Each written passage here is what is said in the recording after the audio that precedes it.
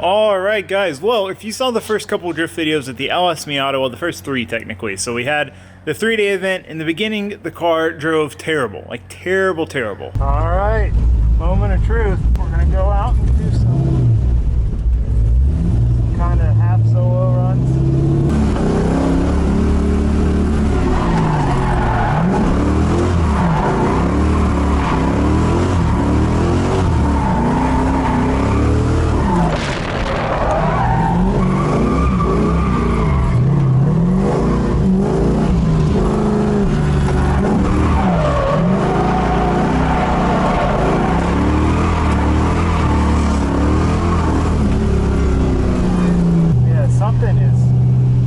Something is really off the front, man. I can't quite put my finger on it.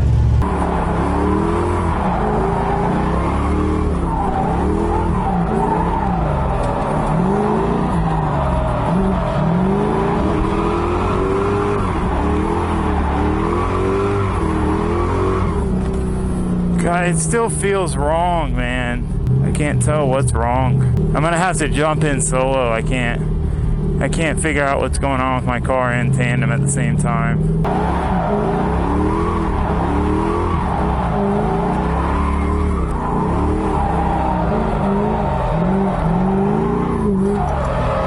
Come on! Yeah, see, like, watch the wheel.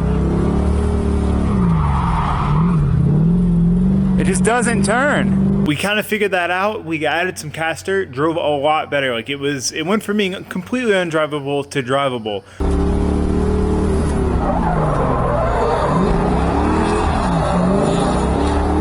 God, this thing has so much grip. Oh, it's way better now though.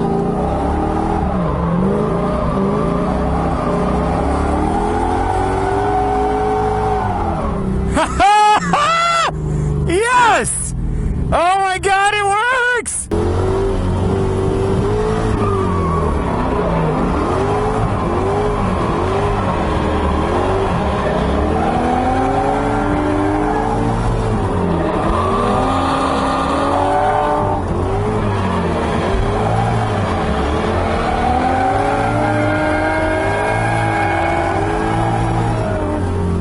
So we drove the rest of the event like that, and it felt good. Like the car felt so much better that it actually felt really solid. I could tell that it still wasn't self-steering as much as it should, and I was like, okay, well, we didn't add as much caster as we possibly could. We'll go home, we'll max out the caster, we'll come back, she'll be sorted. So we came back, car drove the same.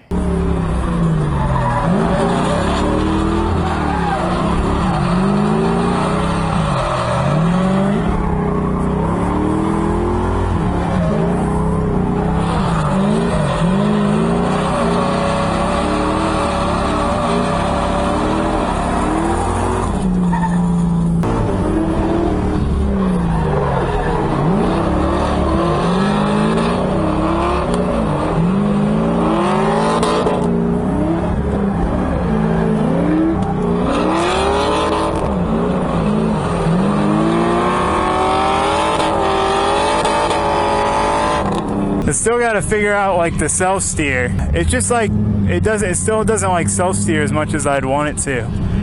Like it's still like a little wonky. I'll get used to it. I feel like I have to be so on top of it, and it makes me like drive kind of funny. Yeah.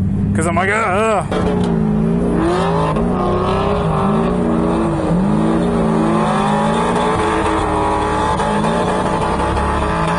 I mean, it was still okay, but it was pretty much the same. It felt great in every other aspect, tons of rear grip, great reliability factors like running good oil pressure, temp, all that stuff. Everything was solid, but it still wasn't self-steering as much as it should. I still have to walk the wheel through transition, and it wasn't very confidence inspiring, especially when I was leading. I would have to just really slow down the transition, and it would make me like almost straighten out.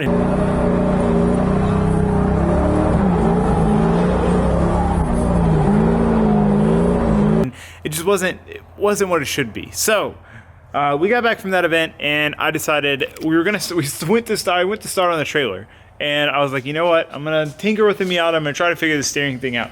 One other thing we need to do is work on the Miata. We got it out of the trailer. Got a couple things to do to it. I'm going to fight and battle and do whatever it freaking takes to get the steering to stop being weird, because right now the steering is still weird. It's just, it doesn't self-steer that great, and I know at this point it's because the steering is heavy. The steering, something is causing the steering to be heavy. I have a few theories. I'm gonna try them out. I wanna figure out what the hell that is. We also are gonna bump up our oil pressure. Benefit of the dry sump. This little guy is our oil pressure adjustment. We loosen this hex, tighten this, one turn's about 20 PSI, and we'll bump our oil pressure up. It's honestly okay, it's just like, it's about 10 PSI lower than I would like. I want it to be like around 75 or so at red wine, 75 to 80. So anyway, I'm gonna get to work on this thing. I'm not gonna show you guys much of that, it's kind of boring.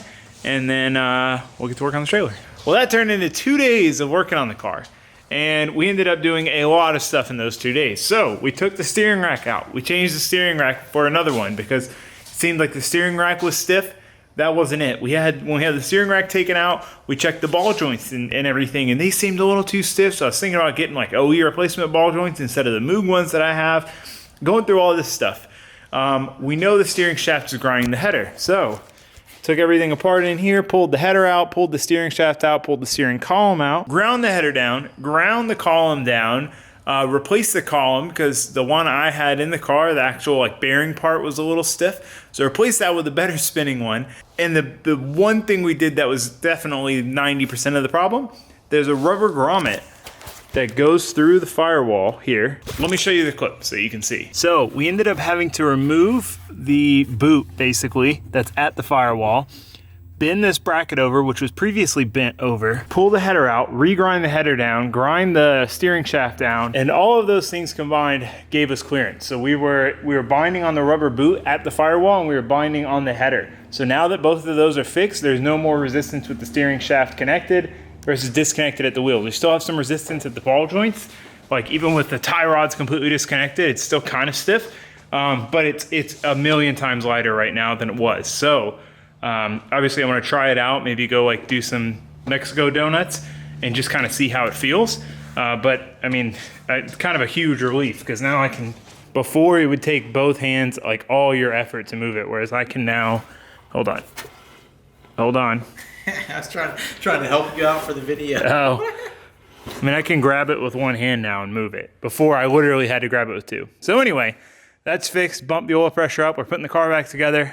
But we'll be starting on the trailer, I swear. That's what this video is about. So yeah, that was it. That was the whole problem this whole time. So we were having all this self-steer issue for nothing. Or not for nothing, but for something that was very simple. And it usually is the simple things like that. It's just something I didn't really think of as being something that would cause it to be the way it was. My mindset was, okay, the alignment was wrong. We made the alignment better, car got better. So I just kept going down that path. And then we got to the end and I'm like, okay, well, we're not going any further here. The car's still driving the same. We're changing stuff. Car's still driving the same. And the big factor was Keegan was the one who actually thought about it and was like, is your steering heavy? And he felt it. And he's like, dude, even in the air, your steering's pretty heavy. Something's wrong. So I was like, I wanted to dig into it. We started digging into it. We figured it out. I'm so stoked that we figured it out because that was just a huge relief. I was driving the car and I was trying to, just make the best of it. I'm like, this is fine. This is how the car drives. And I remember watching Ben had some helmet cam footage from his car and I was like, okay, it's definitely still wrong. And watching my own footage, I'm like, man, I am really all on top of the wheel. I have to be, something's wrong. So I'm glad we dug into it. I'm glad we figured it out. We went and tested it and it drives way better now.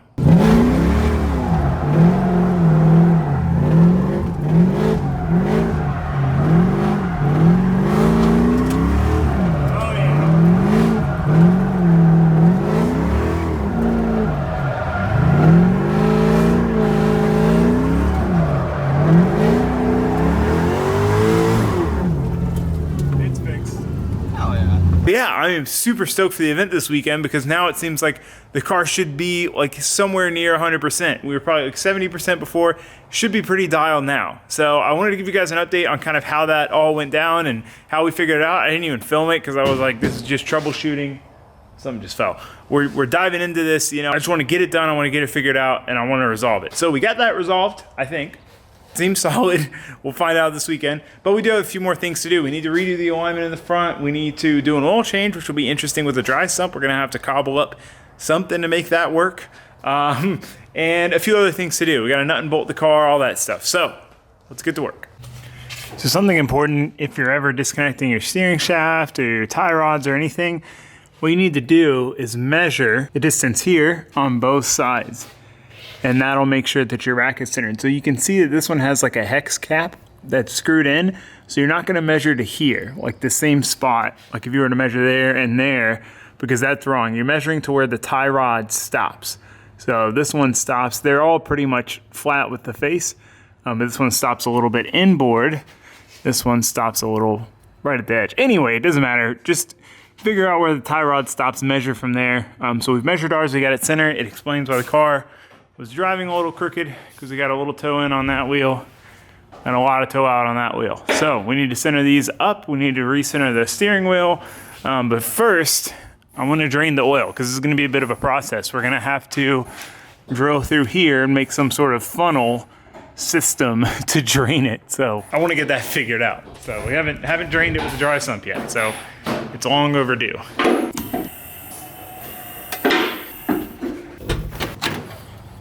All right, we've got our first hole drilled. It's a tiny bit off, but it's pretty much right where it needs to be.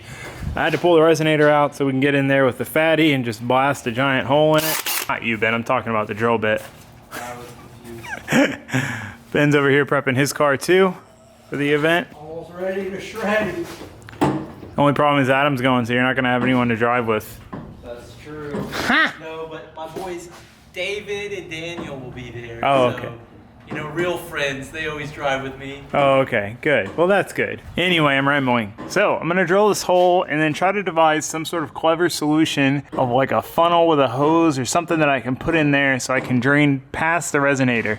So there's this plate that bolts in there that I didn't want to drill through because I like the fact that I can put this in there, and if I have any leaks, it won't leak onto the resonator. Basically shields the resonator and is like a heat shield, you know, to keep heat from the exhaust from getting up there to the oil reservoir and stuff. So I want to leave that. So that'll be like a step where we'll have to take that out before we do the oil change, you know, drain the oil, but try to rack my brain and devise some sort of clever permanent or removable solution. Okay, so I think my plan is cut this thing down, use this as the bottom, there's like threads here, so the bottom of a basin that will go under the tank, mount down there, so basically act as a funnel, and then I'll be able to just slide that hose on, put it into an oil jug, take the thing loose, let it drain out, plug it up, done. Easy peasy. So we just gotta make the basin funnel part. That'll probably be the hardest part.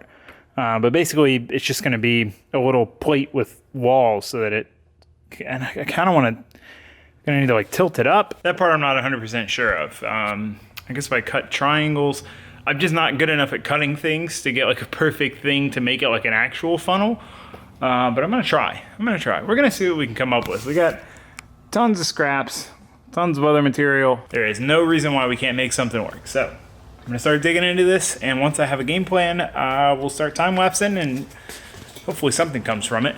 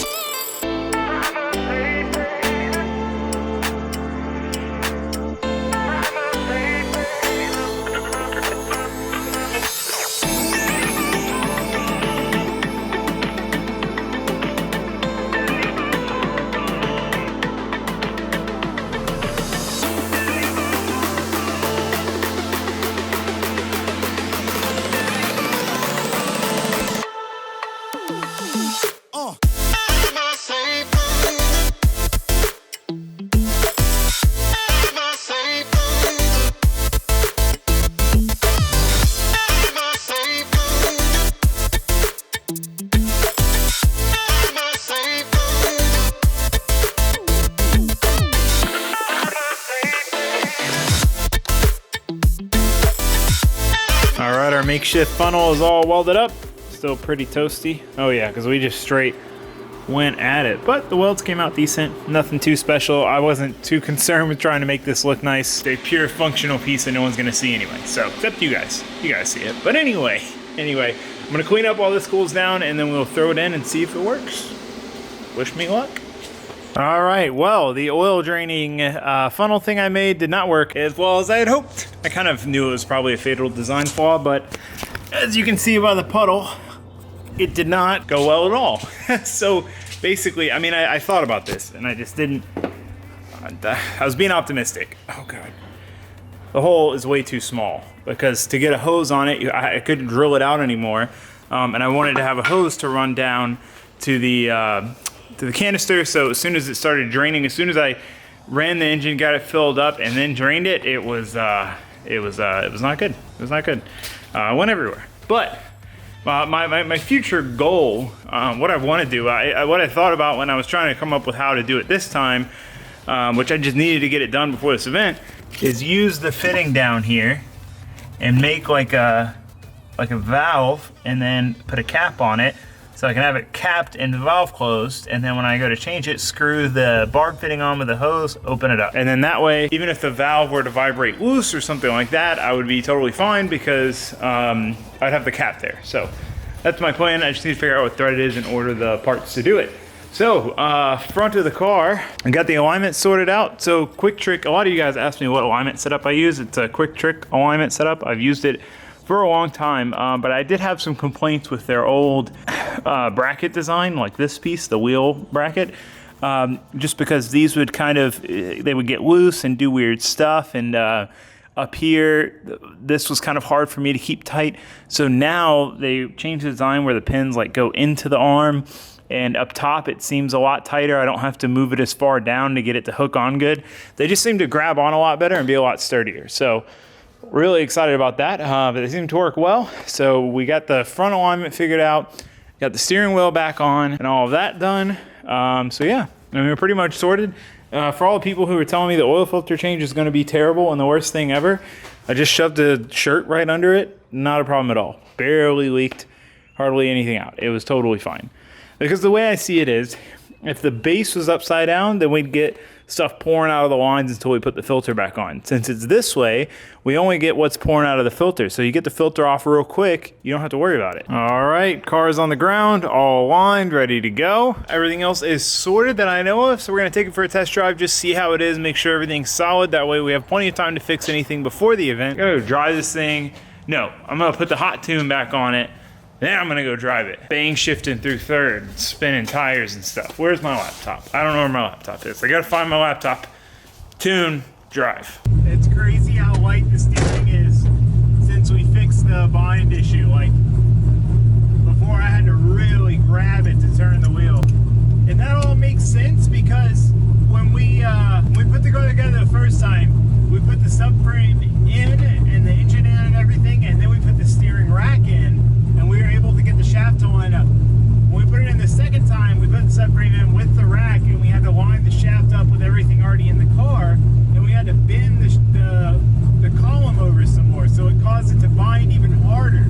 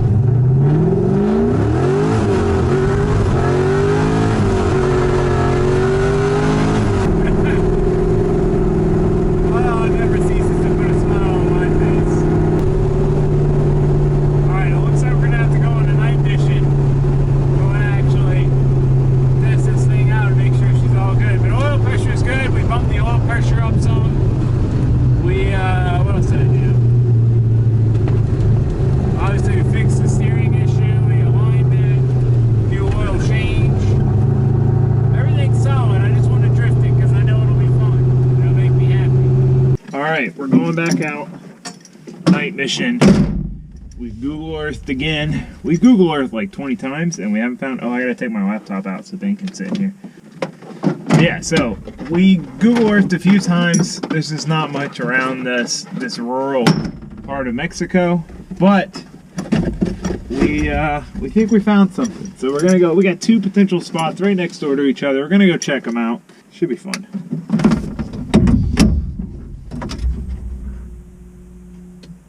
That sounded like it didn't have fuel. I need to put some E85 in.